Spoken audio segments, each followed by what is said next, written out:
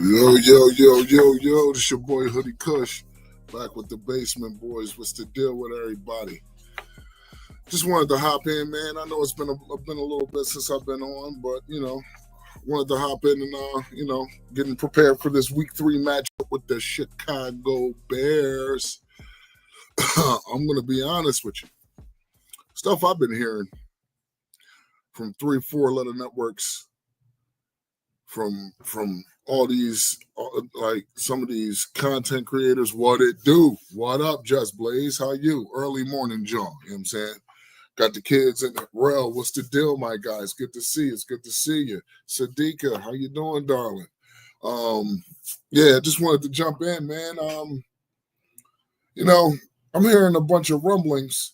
My guy, Dak Owens, hearing a bunch of rumblings. You know what I'm saying? And it's a little disheartening.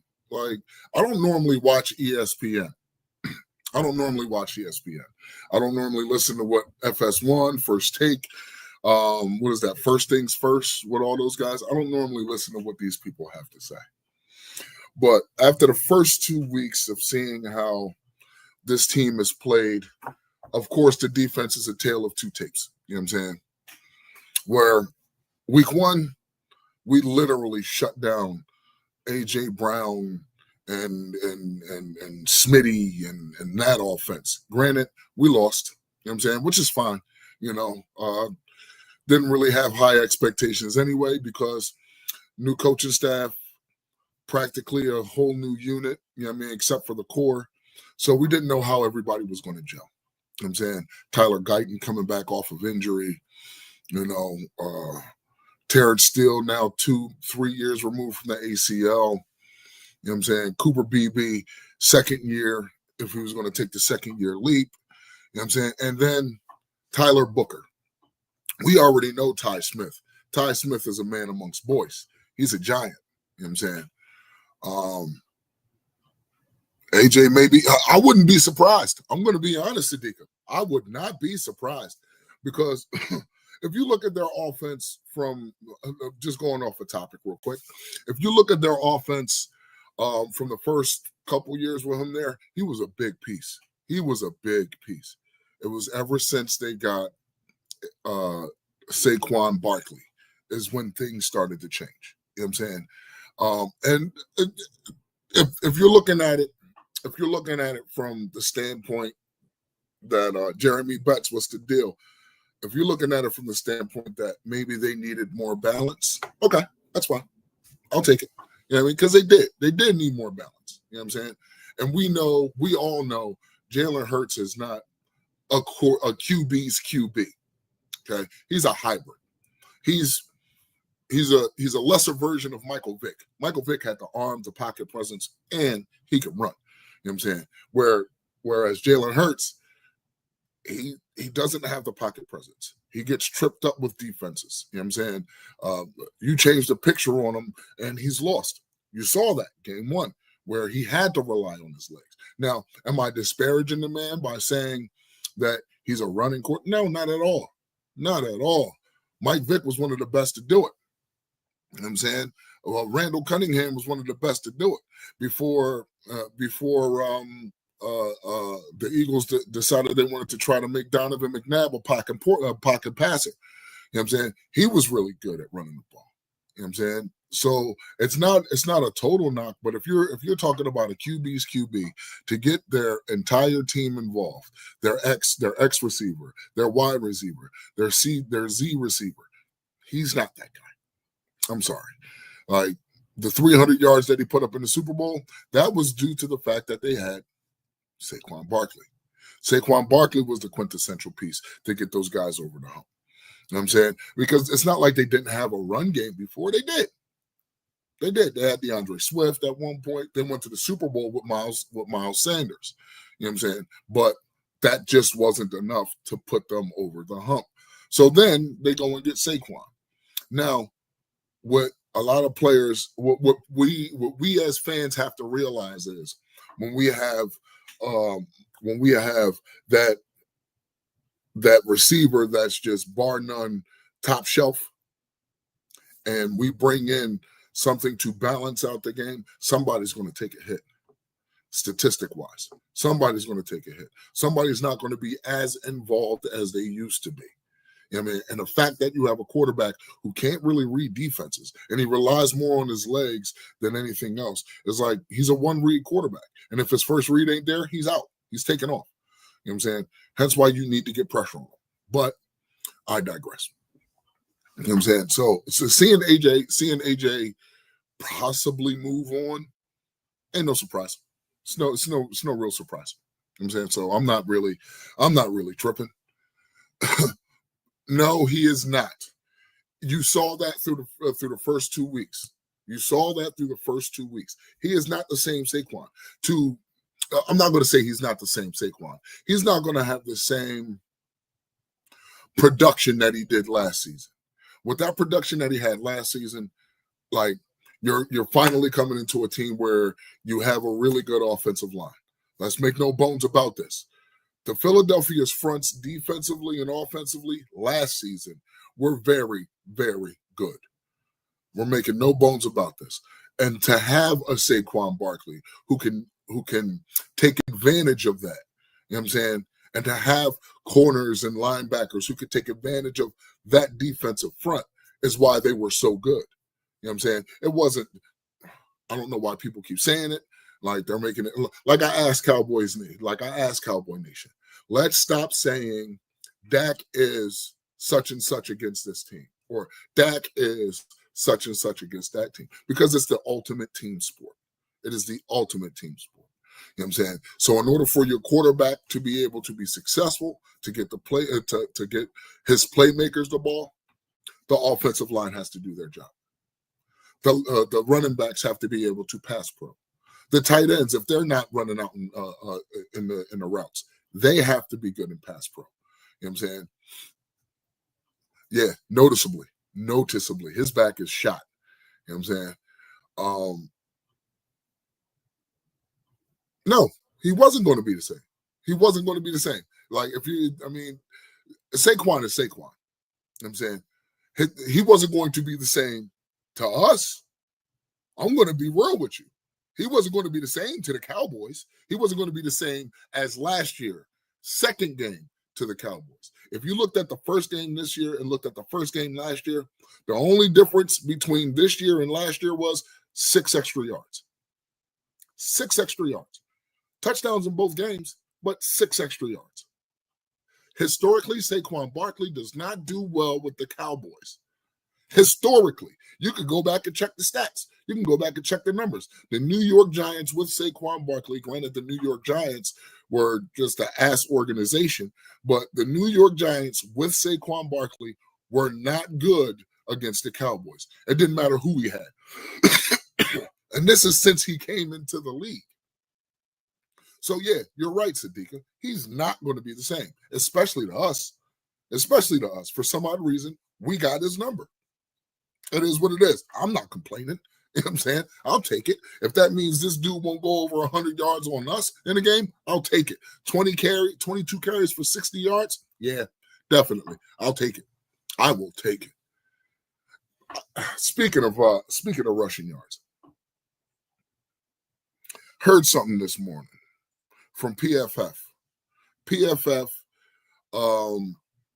decided they wanted to spout some ridiculousness. They're saying we're 32nd in PFF defensively against the run. PFF. No. Not what we see, but PFF grade. We still can't stop the run. How can you say that when their quarterback had to rush for over 60 yards in order for them to eclipse 100 yards? Well, no, that's not necessarily true, because Will Shipley, game one, did have a couple of good runs. I think he had 4 carries for 28 yards on top of Saquon's. But even then, your quarterback still had to rush the ball in order or escape the pocket in order to be able to eclipse 100 yards against us. Last week, against the Giants, they did not eclipse 100 yards against us. They did not. I think they had 20-some-odd carries for 88 yards. We are better against the run, noticeably. The problem is, when it comes to PFF and the ones who want to grade us out, they're looking at individuals. I'm looking at it collectively. Because if we're holding teams to under 170 yards collectively as a whole, meaning your quarterback and both running backs or three running backs or however you want to mix it in. If you're telling me that we're holding these guys under 200 yards, I'll take it. If you're telling me that we're holding these guys over 100 yards or under 150 yards, I'll take it. Compared to what we used to look like, we used to get gashed. Now, I'll say this about that. Last season, there were 4 games where we got ran on. 4 games where we got destroyed. The second Eagles game, the Detroit game, the Saints game, and the Ravens game. Other than that, we really didn't get ran on. We really didn't. Let's be honest. Because the Washington coming handos didn't run on us like that. And now we played them twice. You know what I'm saying? Brian Robinson did not have a great day against us either day. You know what I'm saying? So I take no stock in what PFF grades people. I don't. Now, if you're talking individually, okay. All right, I'll take it. But if you're talking collectively, no, I can't go with that. I can't go with that. Because I know what my eyes are showing. But I want to get back on track. Something's been bugging me. I've been watching a lot of, not really watching it, but catching snippets of, First Take and First Things First and the Colin Cowherd show. Now, Colin Cowherd, he's flipped his argument upside down. If you want to talk about us offensively and say that we're a problem, or say that we're a problem negatively, you're crazy. You're crazy. I got some numbers to show you. You're crazy. You're crazy. There's no way. If I'm looking at my quarterback in 2 weeks, amongst the drops that he's had, he's still one of the best quarterbacks in the league, if not the best quarterback in the league. To sit here and say out your mouth that Justin Herbert is playing at a MVP level, but then looking at Dak and saying, well, it only matters when it's the playoffs. What are we talking about? Why are we moving the goalpost for Dak Prescott, but we're not moving the goalpost for a guy who hasn't won a playoff game? He's been in the league 6 years and has 0 playoff wins. 0. But he's playing at an MVP level, which I'm not going to argue. It's 2 games into the season. I'm not going to argue. He's been playing lights out. I am not going to argue. But guess who else has? Daniel Jones. Daniel Jones has been playing lights out. So does that mean he's an MVP candidate? Let's be honest. Indy is 2-0. Indy is 2-0. So you might as well say Daniel Jones is playing at an MVP rate. You might as well say that. You can say Jordan Love is playing at an MVP caliber. Josh Allen is playing at an MVP caliber.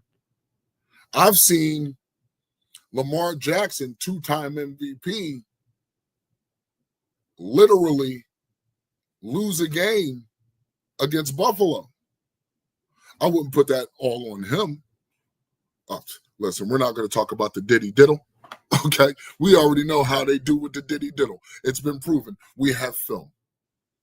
I have no issue with the Diddy Diddle or the Tushy Pushy, if you will. I have no issue with it, as long as it's within the confines of the rules. We have film to show that it is not within the confines of the rules. Your guards are moving before the ball is snapped. I don't care if it's a microsecond. It's still a false start. The fact that these refs are not catching it says something about the NFL and their inability to do their job. So again, make this clear. I have 0 issue with the Tushy Pushy or the Diddy Diddle. I have no problem with it, as long as it's within the confines of the rules. If it's not in the confines of the rules, You got to do what you got to do. I expect to see flags from here on out. I expect someone to be paying closer attention because that play dictates games. That play dictates games. 4th and 1 on the goal line, and your guards are moving before your center snaps the ball. That's 4th and 5. That's a field goal instead of 7, instead of 6. You know what I'm saying? So I'm not like, again, no problem with the play. I have zero problem with the play, as long as it's within the confines of the rules. If it's not in the confines of the rules, I expect to see flags. You know what I'm saying? So that's where I'm at with that. But back to this whole 3-letter and 4-letter network, the disrespect that my quarterback is getting is crazy. It is crazy. Let me show you something. Let me show you guys something. This is the 2023 and 2025 comparison. I'm pretty sure everybody's seen this from other content creators. Okay. And both of these are within the first 2 weeks of the NFL season. 44 for 62, 398 yards with 2 tutties in 2023. And that was the beginning of an MVP caliber season. But yet this guy is not playing MVP caliber with 15 more passes and 14 more on 14 more attempts with almost 200 more yards than he started with. 1 pick, which wasn't an interception, but it's down as an interception. It is what it is. We can't fight it. Okay. We can't fight it. 3 or 4 points. Like a little bit of research between Philly and the boys. You'll see what I mean when we win. Listen. Dak Owens, you're 100% correct, sir. You are 100% correct. First week, everybody's praising the Cowboys. Oh, man, they played better than I thought. I thought they were going to be dead in the water. Dak Prescott controlled the game. If it wasn't for.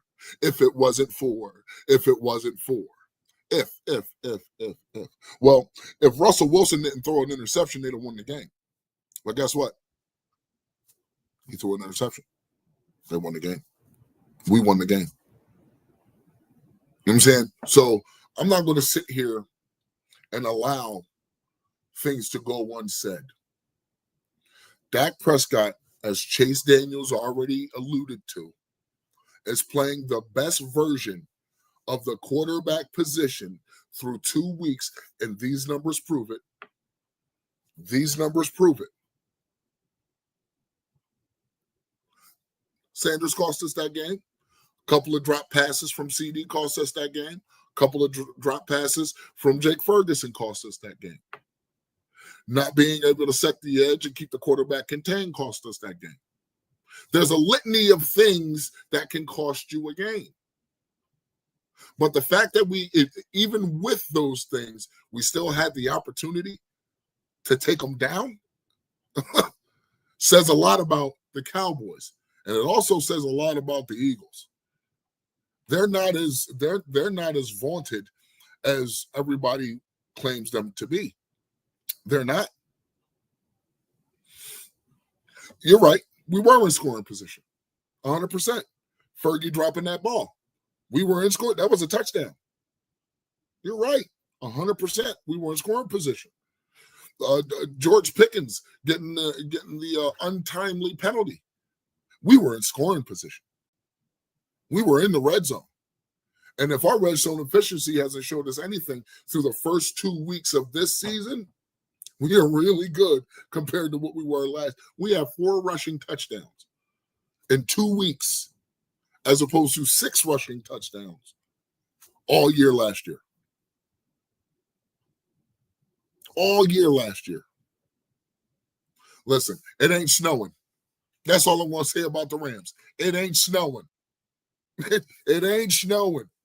So how are y'all going to handle this? I'm not talking about the Rams. I know how the Rams are going to handle this.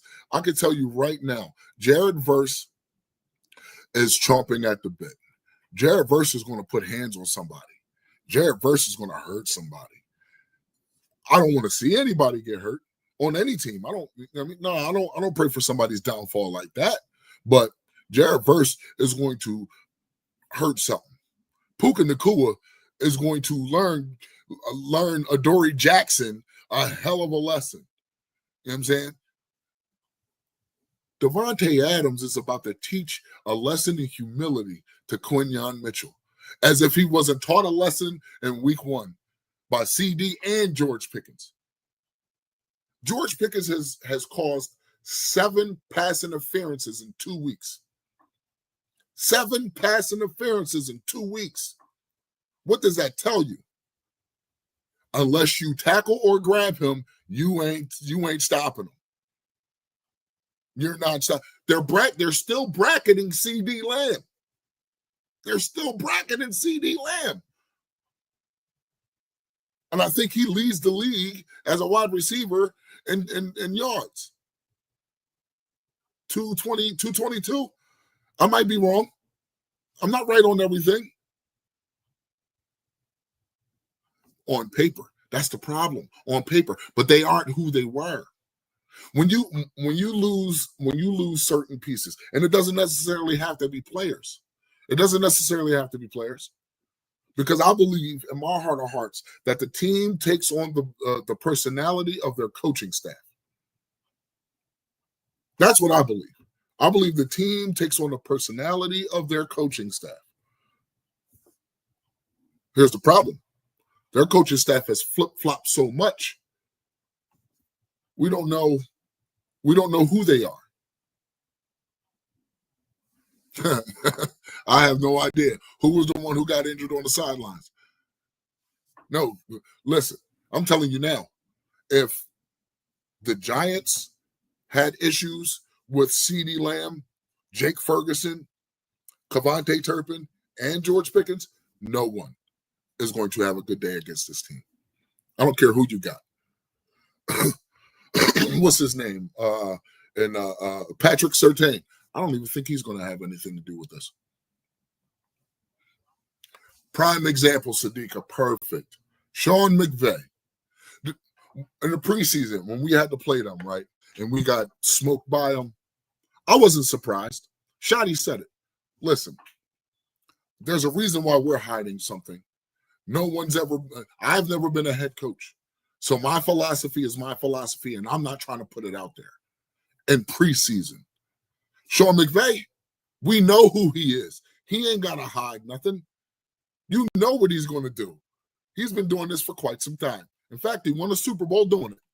You know what I'm saying? So Sean McVay doesn't have to hide who he is. And Sean McVay has been a constant in the playoffs since his inception as a head coach. Since his inception as a head coach. So Sean McVay, we know what your tendencies are. But we also know that your team is taking on the personality of you. You're a hard-nosed coach with a hard-nosed team. Just because they don't have Aaron Donald anymore doesn't make them any less dangerous. They switched out Aaron Donald for Jared Verse. Jared Verse is a monster. Who should we try to trade for?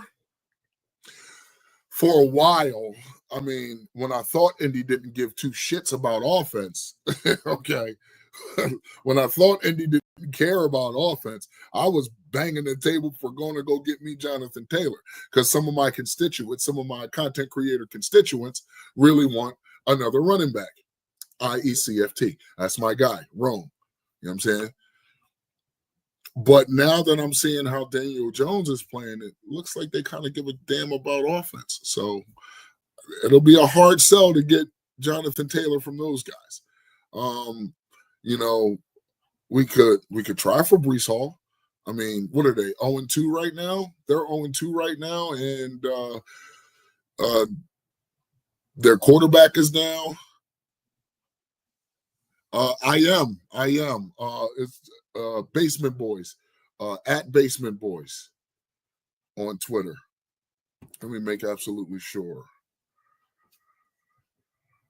Let me make absolutely sure before I give you the wrong information. You heard? I don't want to do that to you. Yep, the Basement Boys at Basement Boys 81. At Basement Boys 81. That's my handle. Yeah, man. As far as like now, again, everybody's talking about RB1. There's other pieces we could need. We need. There's other pieces we could use to bolster this this defense and offense. And yes, 100%. They are definitely preparing for a super garage sale. they are. They're going to be letting stuff go hand over fist. So, who are the running backs? Davon Achane and some other dude, James or whatever. We could possibly go there. You know what I'm saying?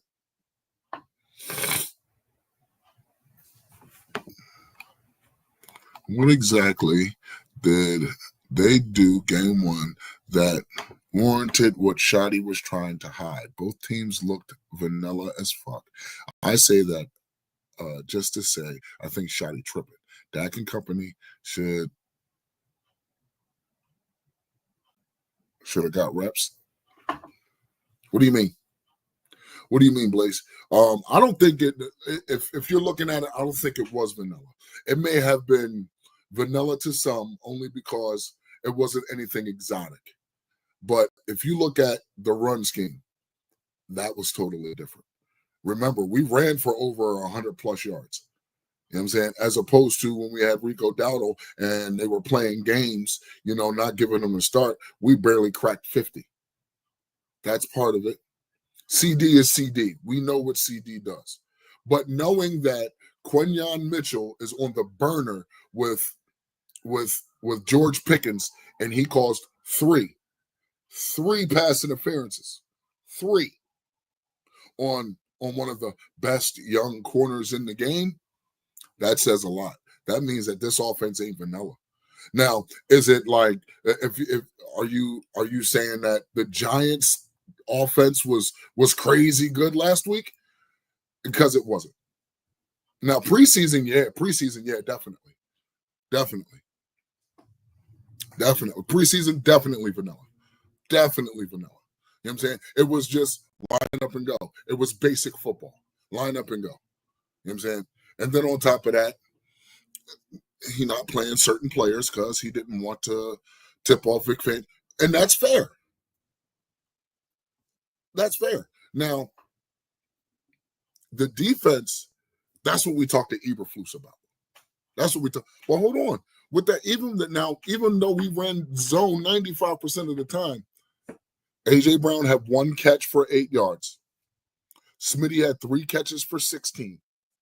The only player that really did anything to us, and it wasn't even Jahan Dotson. He just had one good play, one good pass. One. It was a perfect ball. It was great defense. It was just a perfect ball. You know what I'm saying? Dallas Goedert. Dallas Goedert was the only player that really did anything. 7 catches for 44 yards. He threw for under 100 yards, yo.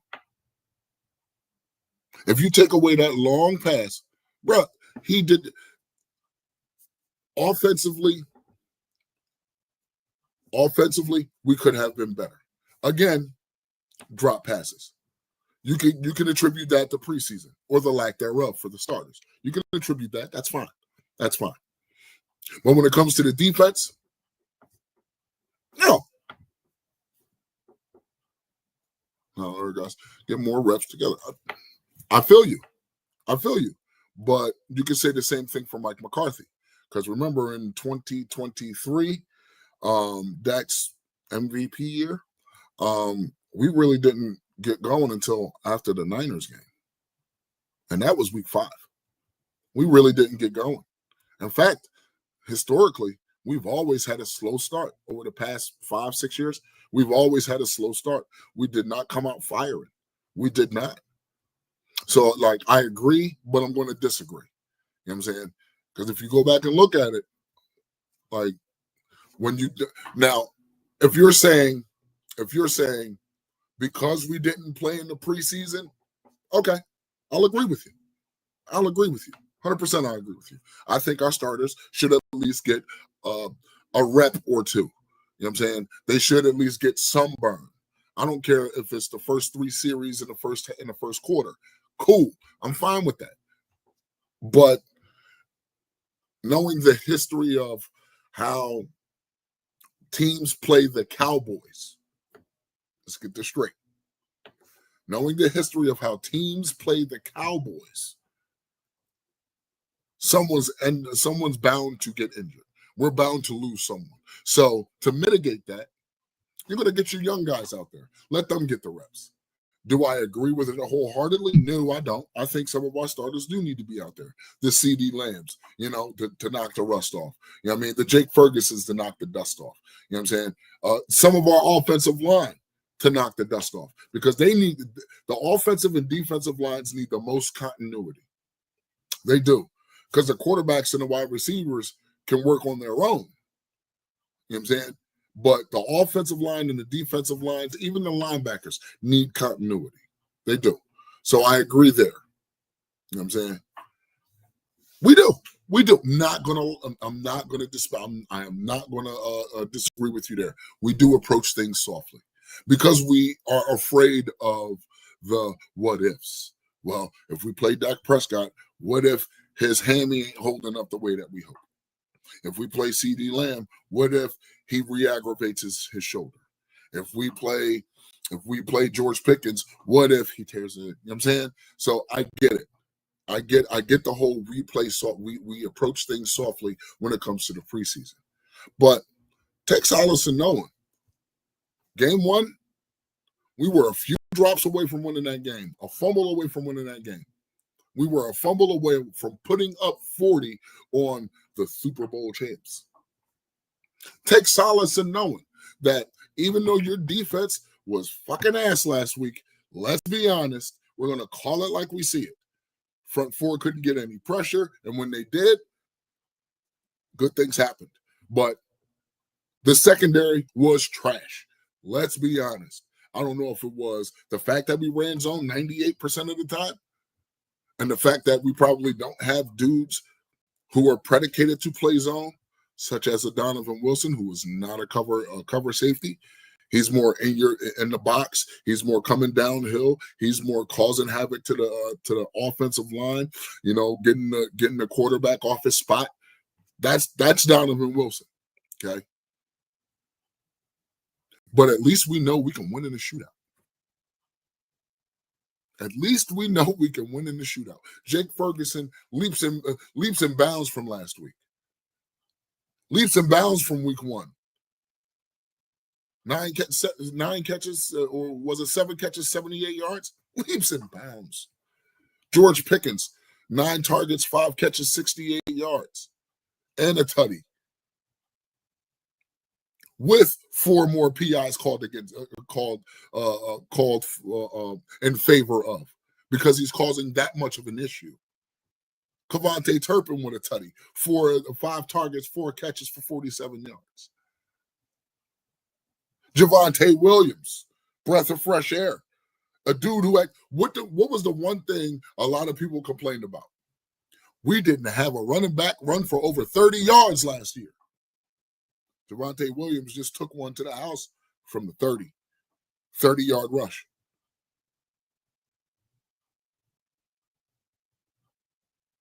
Oh, we definitely had a bad day. Not gonna lie. I honestly don't think we were put in a position defensively to compete with those guys. And then on top of that, you got to look at it, right? We ran the same scheme last week against the Eagles, and we held those guys to minimal. We held them to a minimal standard. You know what I'm saying? Very minimal. We ran out there with the same thing this week. Here's the difference. Jalen Hurts is not a quarterback. Jalen Hurts can't read defenses. So once he sees you muddy up the waters back there, he's going to be reluctant to throw the ball.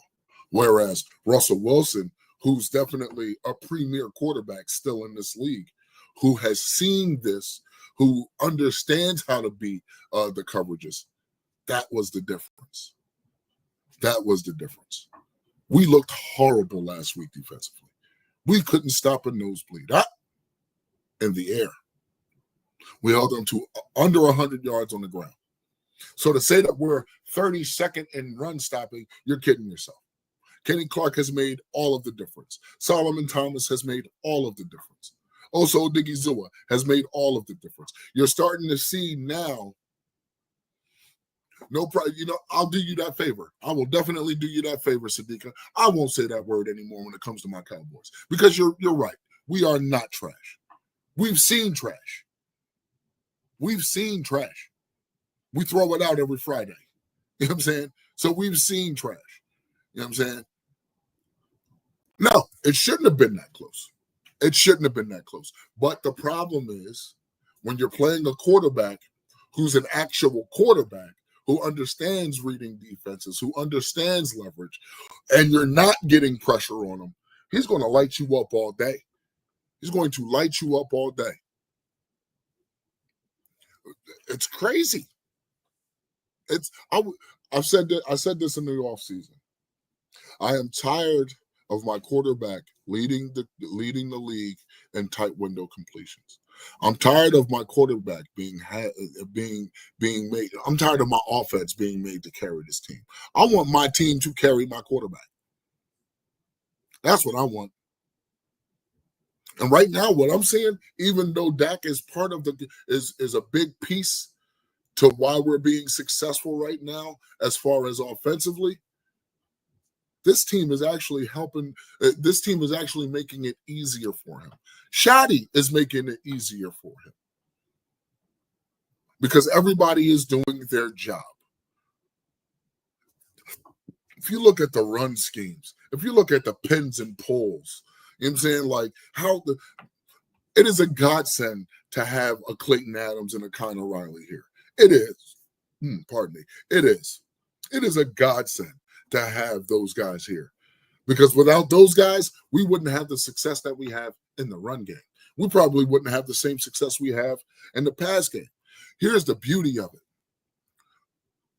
Having Clayton Adams and Connor Riley here, you are now saying that we are taking the run serious, but we're taking play action even more serious. Because we know that this quarterback that we have is top tier as a play action quarterback. Now, others may try to put him in the box. Oh, man, he's only good in the play action. That's not true because we didn't have much of a play action in 2023, and he was damn near the MVP. He was the MVP. He got rocked. But that's neither here nor there. It doesn't matter what offense you put this guy in. It doesn't. It doesn't matter what offense you put Dak Prescott in. Dak Prescott is a quarterback's quarterback. You know what people say when you listen to the Chase Daniels, dudes who've actually been quarterbacks, Kurt Warners, Troy Aikmans, even Tom Brady. Hey, if you want to teach a quarterback, if you want to teach a young quarterback how to handle himself, how to be a pro, you watch Dak Prescott film. I think he does too. It is his mentality. It is his mentality. And that's what I love about him. It is his mentality. So to walk up there, even though I have the minute amount of faith in Jalen Tolbert, for my quarterback to go to him and say, this doesn't move without you. We can't do the things we do if we don't have you, Jalen Tolbert. Speaks volumes to the type of person he is. I don't understand why the dude gets the hate that he does. I don't understand it. It's insane. It's insane to me how a dude who literally was the 4th round pick playing behind the Jamil Showers, who gets injured, now he comes in, and ever since then, he took the job and he's never given it back. And no matter who they brought in the building, oh, well, Dak better watch himself because, they got Cooper Rush. Cooper Rush looks better than Dak. Well, they got Trey Lance.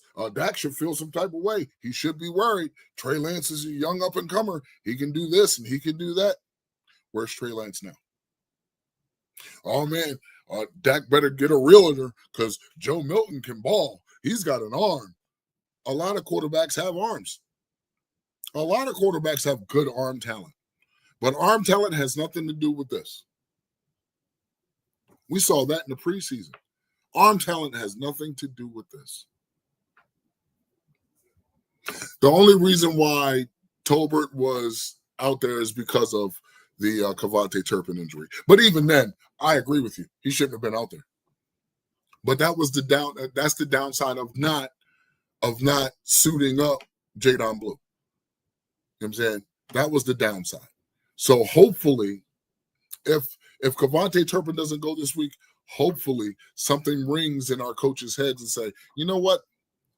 We have 4.3 speed and KaVontae Turpin that's been taken away from us for a week or two. We also have 4.3 speed that we can't trust in the backfield. Just because we can't trust them in the backfield doesn't mean we can't trust them on special teams. Let's put them out there. Let's put him out there. If he's got to learn how to be a running back, fine. He's got to learn it. He's got to learn it. But if we want to use his strengths, which is that 4.3 speed, 4.29 speed, let's get it right, 4.29 speed, use it. Use it to your advantage. Because if you don't, you're doing yourself a disservice. You're doing yourself as a team a disservice, and you're doing that young man a disservice. Let him get out there. Let him get out there. I'm not saying give him RB1 snaps. I'm not saying give him RB2 snaps. Put him on special teams. Put him on special teams. You know what I'm saying? That's all you got to do. And that's the problem right there, Dak Owens. That's the problem. Yeah, you can throw that joint around the world 50 times. But if you can't hit the broad side of a barn, there's a problem. There's a problem, a huge problem. So even he has learning to do. I honestly believe that if Joe Milton being more accurate in the preseason, we wouldn't see Jalen Tolbert. Because in my view, I think Ryan Flournoy is better than Jalen Tolbert. Speed, hands, physicality. You know what I'm saying? And I understand my man Vach has this thing about redundancies. You know what I'm saying? The fact that George Pickens is so physical. The fact that Jonathan Mingo is physical. Me personally, if we're playing defenses who like to bump and run, I need a physical wide receiver. If I'm playing a defense who just likes to sit off coverage 10 to 15 yards, I need a physical receiver because physical receivers give you two things, physicality and yak. Jalen Tolbert can't give me that. He can't give me physicality and he can't give me yak. Can he make contested catches? Yes, we've seen it. We've seen it. Can he pull away from a defender? No. So if I want my team to be completely successful, if I want Dak Prescott to be completely successful, if I want this run game to really be successful, I need physicality. That's what you preached. That's what I want to see. That's what I want to see. I may have a different view than everybody else, but that's what I want to see. You know what I'm saying? Let's take a look at our RB1. This guy. That guy. Let's take a look at our RB1, man. This dude right here, he is a problem. He is a problem. These are his numbers within 2 weeks. Oh, no, these are the team rankings. I'm sorry. These are the team rankings in the first 2 weeks. So we're 23rd in rushing yards average, 121. We're 30th in passing yard average, 301. I don't believe that. But if this is their rankings, this is their rankings. Okay? This is within 2 weeks. Points against, 61. Okay. All right. I can understand that. Yards against, 808. So this is all against us. 3 sacks, One turnover. We've Dak, and that's the even crazier part. Dak has been sacked 3 times in 2 weeks. Most of those sacks came this week. You know what I'm saying? Turnovers, which wasn't a turnover, but it is what it is. Unless you're unless they're talking about the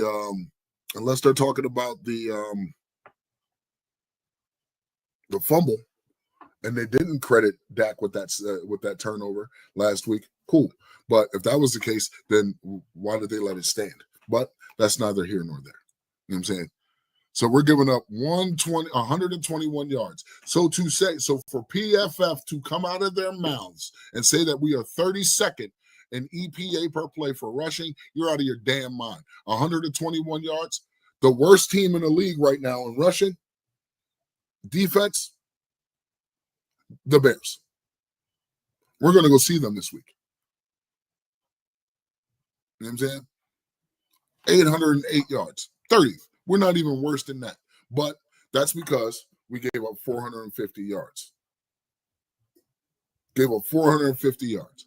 So that means 350 of that came collectively through running the ball. Neither do I. I really take no stock in PFF because I think it's all opinion based. There's no facts to it.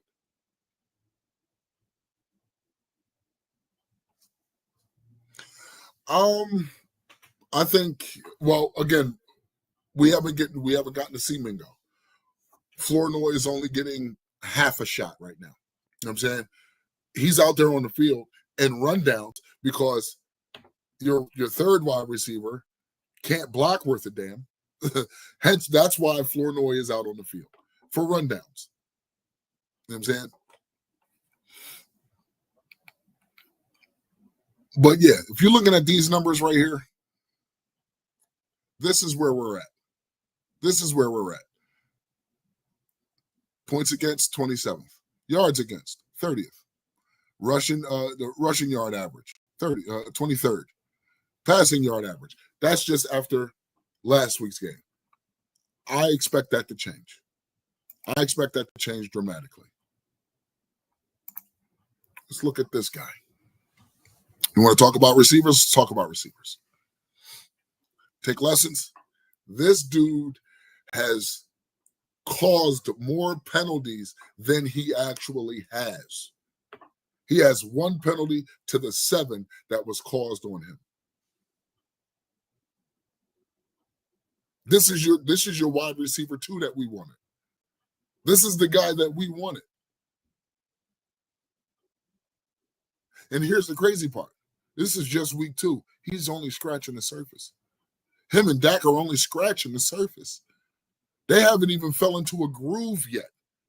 And we know from watching football that it takes 4 to 5 weeks to actually get in the groove. So if these dudes aren't in the groove yet, if CD, who has 222 yards, is not in the groove yet, bruh, this offense is about to be dangerous. Javonte Adams, I just showed you that guy who's not in the groove yet. Yeah, listen, these dudes are in trouble.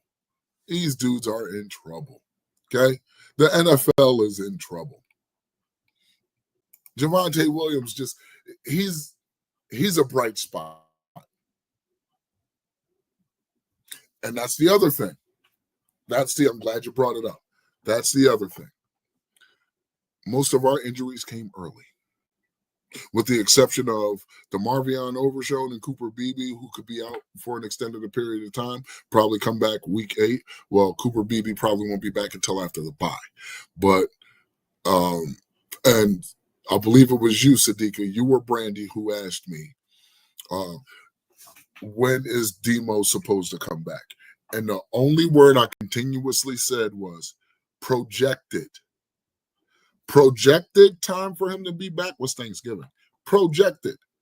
Just because it's projected doesn't mean that that's the case. He might be back week 8. We might see him 2 games before the bye. Would I like to see him against the Packers? Yeah, but I don't want to throw him out there too quick.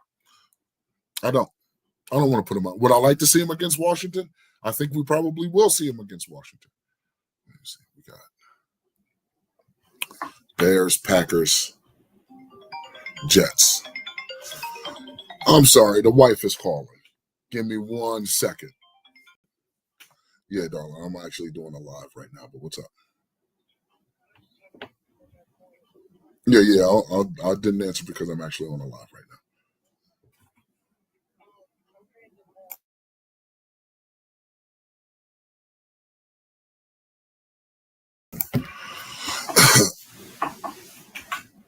Yeah, so I'm expecting to see Demo back at least week 8. That would be helpful. Lack of preseason. You know what I'm saying? Now, let's be honest. Not every receiver is going to catch every ball. Not every receiver is going to catch every ball. Now, because I mean, even as much as we know Dak is him, he's not going to throw a perfect ball every time. He's not. You know what I'm saying? Like, do I expect Dak to go 40 for 40 for like 600 yards? No, it's not going to happen. That's not the way football works. Sometimes the defense just makes a play. Sometimes you get hit and it's an incomplete pass. Sometimes that shit happens. You know what I'm saying? Sometimes Jake Ferguson could be going up for a pass, and again, the defense just makes a play. Sometimes that happens because it's the same on the other side of that. Sometimes, like, do we expect Trayvon Diggs to go out there and allow dudes to just run all up and down the field on them? No, because sometimes the offense just makes a play. Sometimes they just got your number. Sometimes the defense just makes a play. So it's not about, oh, well, they got wide open drops. No, that one out route to Jalen Tolbert, that was in his hands. In fact, that was in his chest. That was a drop. Okay. Jake Ferguson being underthrown. Okay. I'll put that on Dak because it wasn't a perfect ball. You're not going to always get a perfect ball.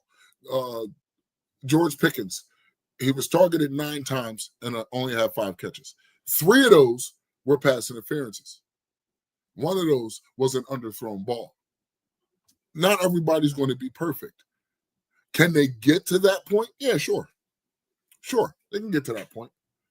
But if we're expecting these dudes to come out there week 1, week 2, week 3, week 4, and just be like on it, no, it don't work that way. Because everybody, this is the NFL. As much as we may think a team is trash or bums, you know what I'm saying? And they did. They both did. Immensely better. CD had 9 catches instead of 7 for 12 targets. You know what I'm saying? So that was 3 plays where a defender made a really good play. One of them was an interception. You know what I'm saying? That was 3 plays where the defender just made a play. Jake Ferguson, he was targeted 12 times, 7 catches. So that was 5 catches where either the defender made a play, it was a bad ball. You know what I'm saying? Like, things happen. It's not going to be perfection all the time. But when you see them still capitalizing even after the mistake, it should give you hope. It should. You know what I'm saying? Like, as much as we're screaming the name of Javonte Williams, he didn't have a good run every time. There were some times where he only had 1 yard, maybe even 2 yards. What we focus on as fans, and I implore us to get out of that, we focus on the big play. Oh man, he should have took that for 52 yards. Nah, it's not going to work like that every time. It's not going to work like that every time. Football is a game of chess. You're probing.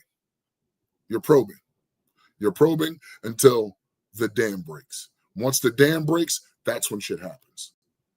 Good shit or bad. You know what I'm saying? You're probing. Prime example. Who was I watching? I was watching, as much as I'm not a Jesse Holley fan, respect to Jesse Holley.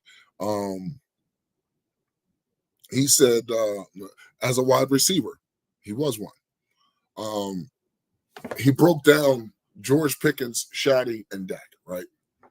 And he was talking about the route concepts and how they were chosen and how they were ran. So if you look in the beginning of the game, right? George Pickens was throwing a back shoulder ball, got the PI. Okay. Then he goes over to the other side, and the cornerback only knows what he knows about George Pickens is, oh, George is the ex receiver. He's a go ball guy. He's a go ball guy because he just ran a go ball the last one. You know what I'm saying? With the PI. He's a go ball guy. So what George does is he goes. He gives him the go. That was the one that was underthrown. No, yeah, yeah, Jesse fucking Holly. I mean, he has some outlandish takes sometimes, but this one I can agree with. So as he was breaking it down, he was saying the first pass that Dak, or the second pass that Dak threw to George Pickens, was a go ball. It was underthrown. Wasn't a great throw. Wasn't the best thrown ball. Whatever. But the idea is there now. The idea is there in the corner's head. You know what I'm saying? This is where the chess game starts. So the idea is there. You know what I'm saying? Next time he lines up over this guy, he says, all right, we're going to run a slant. The whole time the cornerback is looking, oh, he's going to run a goal ball. Let me go ahead and set myself up, you know what I'm saying, outside the numbers, because I understand he's the go ball guy. So what he does is he takes his 4, and then he gives him a hard press as if he's going to go for a goal ball and cuts under for the slant. He does. He pisses me off sometimes. But again, out of all the takes that he had, this one I agree with. So George takes the slant, catches the ball. All right. Now that's in the corner's head. Like, all right, not only can he run a goal ball, he actually can run a slant. So what Dak does again is sends Pickens on another slant. Gets the slant, catches the ball. Now we're going to fast forward to George Pickens' touchdown. I think we were on the 8. George Pickens is lined up as if it's a go ball. But the corner is in conflict now because he already understands, all right, I know he can go for the go ball. I understand that he's been doing slants. So what George does is he brings it up, takes a hard step as if he's going to take the slant, but then breaks it out. You have the corner in conflict because he already feels as though when you take that step, you're going to take the slant. That's smart play from Shotty to Dak to George Pickens. That's what I mean by it's a chess match. Same thing with CD. Let's be honest. Same thing with CD. Everybody knows CD as the possession guy. CD he will route you up. It may not be the crispiest of routes, but he will route you up. And once he gets out in space, he's a problem to deal with. But then when you have a George Pickens on the other side who can run that dig to clear out, you clear out your corner over here, and all that's left is a safety and the linebacker that's covering CD. So CD goes over. All Dak has to do is just layer the ball. That's the chess match. This offense is more dangerous than people are giving it credit for. They are more dangerous than people are giving it credit for. Don't get me wrong. Jamar Chase, T. Higgins, dope. From what we've seen in the past with A.J. Brown and Smitty, dope tandem. What used to be the Miami tandem was good. I don't know what they are now. You know what I'm saying? Go to Indy, Alec Pierce, Joshua Downs. They're looking dangerous. You know what I'm saying? Like, out of all of those guys, I don't see any other team putting the pressure on the corners and the secondary, the safeties, as much as George Pickens and CeeDee Lamb. And that's all because Dak understands how to read defenses and manipulates the defense with just his eyes. With just his eyes. Dak should have been sacked 7 times last week. Dak did not get sacked 7 times last week because Dak understands. He's looking at his pressure. He's looking at his blocking. And he understands when the pressure is coming. He should have been sacked on that CD pass, but he didn't. Dak is unafraid at this juncture in his career. He is unafraid. And that's what I like about him. He is unafraid. He goes out there with the game plan. He understands.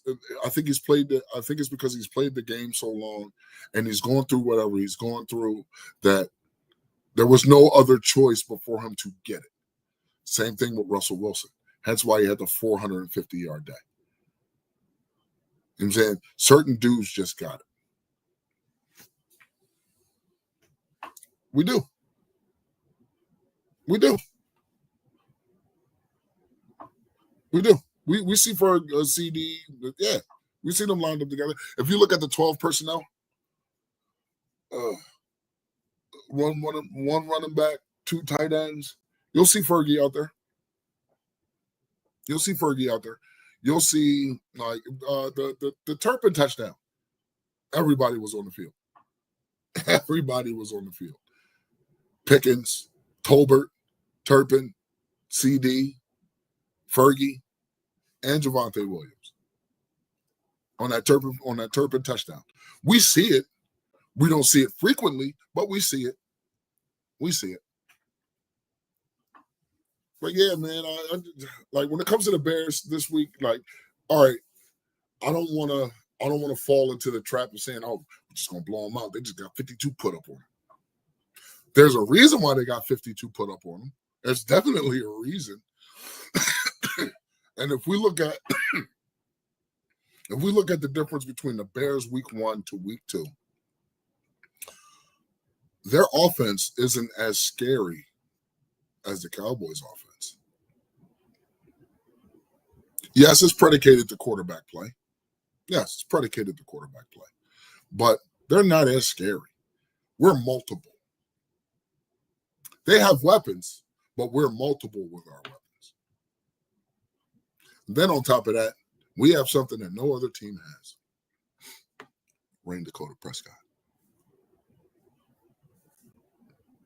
So like I said, even if my defense falters, I feel so much better knowing that now that Dak has weapons upon weapons, viable weapons upon weapons, we can win in a shootout. Do I want to win in a shootout? No. But I take solace in knowing that we can.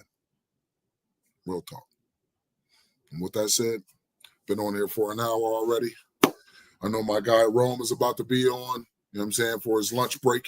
You know what I'm saying? And I'm definitely trying to catch him because he be trying to duck me. Like he be fiery, he be jumping on his jaw and I don't even be knowing it. Like so with that being said, this your boy Hoodie Kush, man. I enjoyed everybody who came in.